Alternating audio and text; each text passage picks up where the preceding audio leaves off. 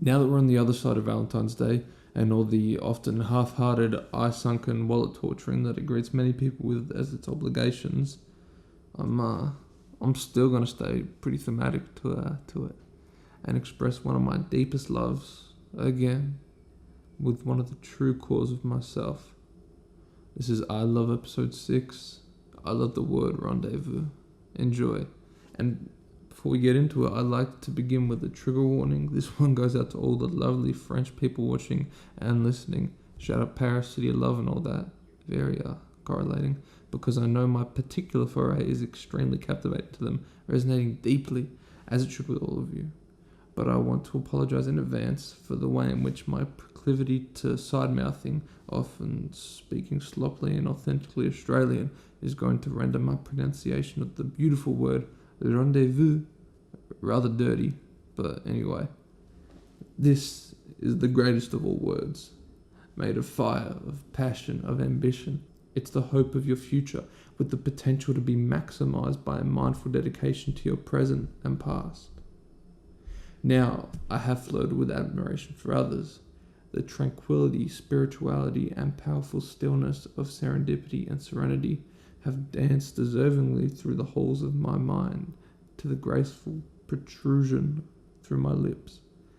Aesthetic has long formed my perspectives, my humour, my fashion, my approach, maintaining the type of word-to-person partnership that makes somebody stand on 2 feet with all the confidence that no one else is standing like this.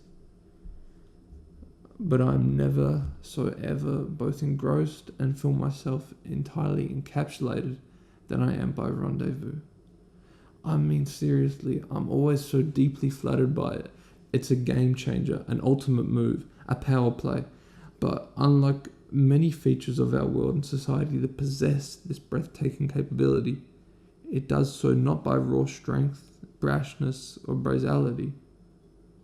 Rendezvous is instead ever so smooth and suave, cool, calm, and collected. It's the linguistic form of being the most talented, the most confident, with nothing to prove, simply playing, knowing it's the favourite.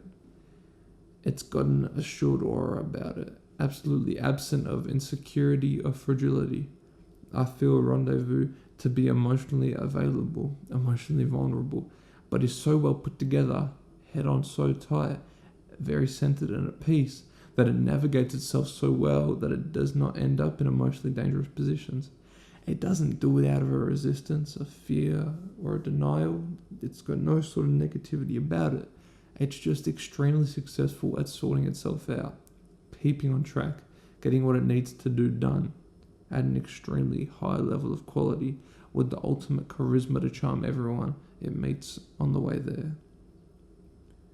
This brings me to the idea of presence and how rendezvous is so grounded in the active experience. What the here and now offers, what can be absorbed, grown and fostered currently, but with eyes on the future, purely for the sake of preparation, a leveled excitement or hopes of progression, but never for fearful foresight of a devastation proclamation, or a dreamy, perhaps the grass will be greener examination. Rendezvous has manifested itself for me, to me. Rendezvous has manifested itself to me as the ultimate bookend. It is both the start of a new adventure, a new hustle, a reinvigoration, and specifically the point at which things truly get going from, while simultaneously being an emphatic and dramatic closure. It's warm lighting on cold nights and teary eyes mixing with potent revelations. Rendezvous is the day I have shot by the basis of my most essential goals. It's the day my face and my art is everywhere. It's the day I meet Miss Sink, but in doing so, the previously lifelong tangibility of simplicity and quiet becomes more clouded than ever. It's sacrifices that need to happen, change that you are always okay with, because it's less like change and more the finalization of actualization of your most meant to be dreams. Many endings don't feel like a climax, they don't feel like a brick wall, they don't feel hopeless, they don't feel final, as long as you feel them at all. And that's because of the rendezvous. These more subtle, nuanced conclusions are forgotten. They're left for the wayside because we're looking at the next thing. We're so in motion that we're not deeply present. That's the yin and the yang of your rendezvous. You're inspired by it. You're looking forward to it. You smile at the thought of what it is to come, joyous and jubilant. But it can take you away from the moment you are still in if your approach is less measured, less thoughtful, if you use this gift unwisely. Rendezvous should be looked after carefully, with skill and tactics. Allow the gift of being so in motion, flowing so smoothly, to enable you to be more present than ever. Because now is a potentially rare moment where you can take the time to slow down, consolidate, dig deeper into your soul, and enlighten your mind with a reflection on who you are now, who you were before, why things are changing, where are you going to go, what are you going to do with your new space, how are you building on before. Also, you won't just be there at your rendezvous, but your rendezvous with prowess, with a more refined insight into your makeup, what you bring, and how to best serve your goals and the lives of the people around you. One of the few things entrenched into all facets of haste, longer than the 550, is rendezvous.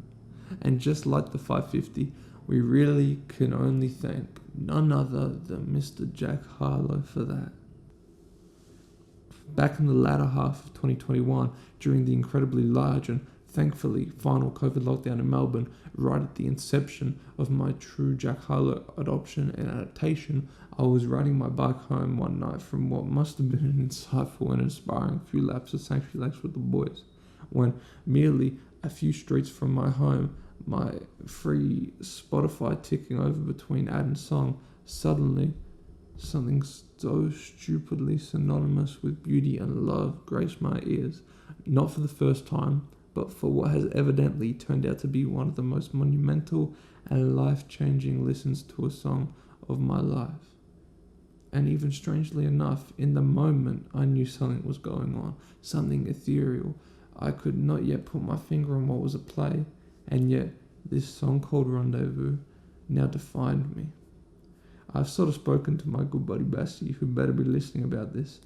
The way that it feels like every line in this song is just more and more becoming the life I'm living, after it had been previously the life that I took every step with breathing like I was already living it. And it comes from the opening two lines. I became exactly what I wanted to. I became a millionaire at 22, telling girls I love them and they love me too. Oh, I don't question if they mean it, cause I know they do. Started being me when I realized it was okay too. Middle school, bumpin' Waka Flocka, oh let's do. First album and I know just how it's gonna debut. Track 3 is well, I tell her we gon' rendezvous. And then nothing was the same again. Because as I rode down the slightest of slants through my street, the sun setting with real orange and pinkish hues on a quiet horizon, feeling like I was gliding as I stood up on my bike until I whisked up into my driveway. My rendezvous was swiftly clear. The feeling it left me with was one of almighty accomplishment. It was the sound of meeting your dreams where they come true, of having won. It resonated with me on a deeper level than I knew. Now, did it seep into my soul and show me a life I now was destined to hold? Or did it strike the secret chord that unclouded my perspective and illuminated what was always there and what is always there? Chicken or the egg, it doesn't matter. Either way I got fed. I end up in the same state of success and actualization regardless. My first step in acting upon this newfound energy, though, was not one particularly for my own life steps, but rather for the climax of the story regarding the character of Haste. Shout out James Carter. R.I.P. James Carter. Instantly, I knew what to write, though.